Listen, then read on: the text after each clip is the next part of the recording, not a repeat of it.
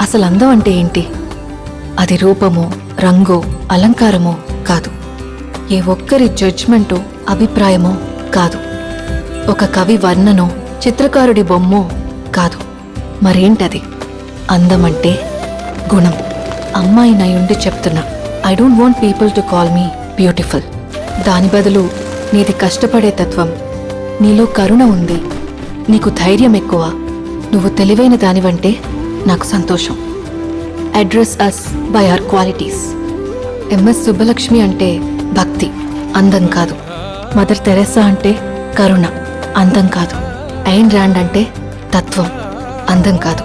సరస్వతి అంటే విద్య, దుర్గా అంటే ధైర్యం, గౌరీ అంటే తపస్సు, లక్ష్మి అంటే శుభం. ఇలా ఏ దేవతనైనా ఆమె క్వాలిటీస్ కోసమే పూజిస్తారు, ఆమె అందం కోసం కాదు. నీ గుణాలే నీ సంతకమవుతాయి, నీ అందం కాదు.